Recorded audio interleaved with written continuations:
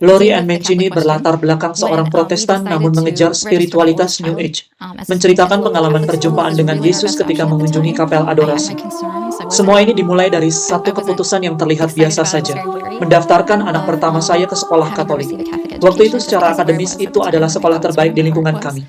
Tetapi sebagai orang tua yang bukan Katolik, saya sangat ragu.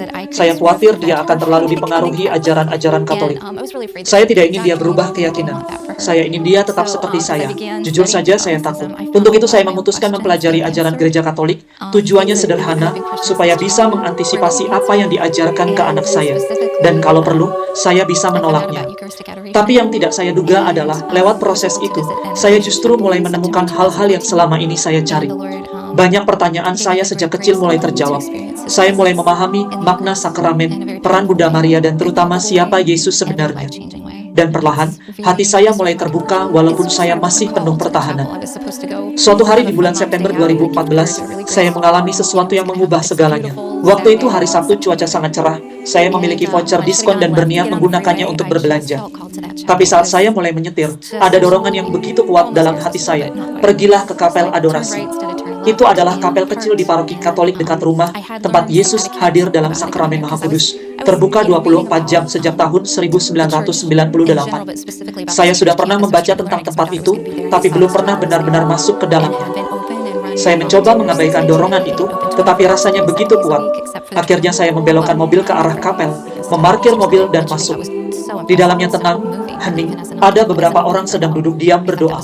Saya memilih duduk di bangku paling belakang dan mencoba menenangkan diri.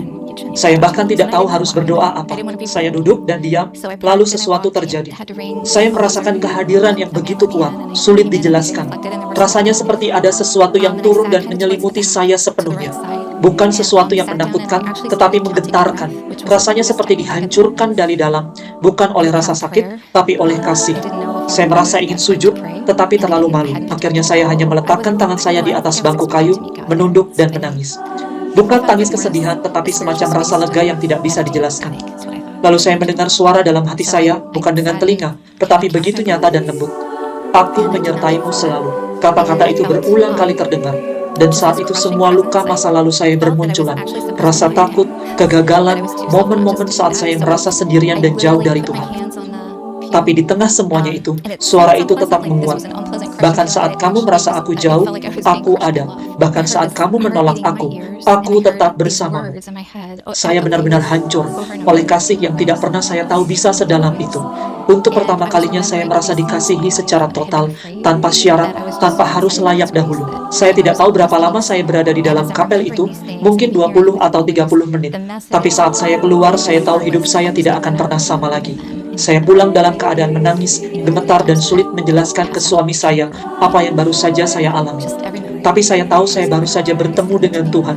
Tuhan yang hidup, Tuhan yang hadir, Tuhan yang mencintai saya, bahkan ketika saya sendiri tidak bisa mencintai diri saya.